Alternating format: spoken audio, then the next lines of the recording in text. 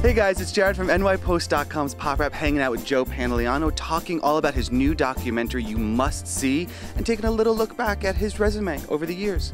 Movies he loves, movies you love, movies I love. We're stopping the stigma. We're coming out. Our goal is to make the discussion of mental dis-ease cool and trendy. No kidding? Me too. No kidding. Me too. No kidding. Me too. This documentary really does seem to aim to just destigmatize the saying, you know, I have depression or I have mental disease or something like that, to make it not a bad thing, because you really have to acknowledge it before you can really deal with it. Why is it that mental dis-ease is the only illness you can be diagnosed with and get yelled at for having?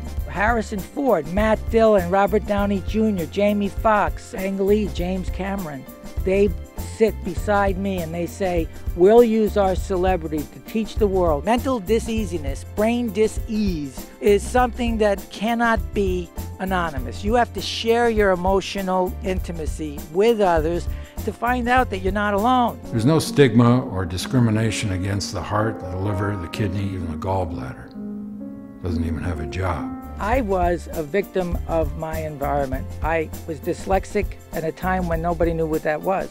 I didn't learn how to read until I was 19 years old because I wanted to be an actor. I thought if I could become rich and famous, that this feeling inside of me would go away. And it got worse and it got worse. And I turned to alcohol and I turned to drugs and women and cheating on my wife and cheating on myself. And sharing my diseasiness with others makes it go away.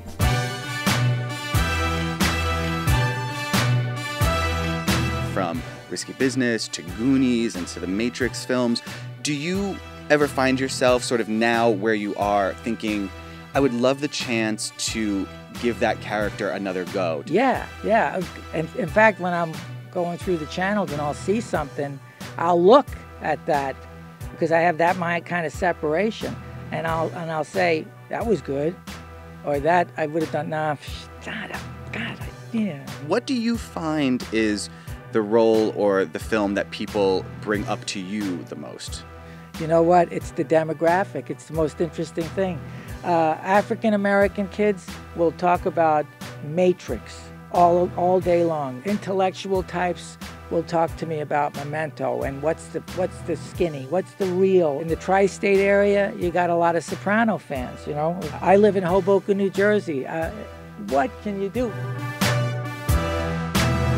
To be able to get an opportunity like in Canvas, like in Bound, like even in The Matrix, you know, when somebody will come up to me and say, you were such a traitor, you backstabbing bastard, it puts such a smile on my face because I know that Cypher was the only character in the movie who had doubt, who believed that this might not be the guy, that Morpheus was going to get me killed. I always believe I should have taken the blue pill.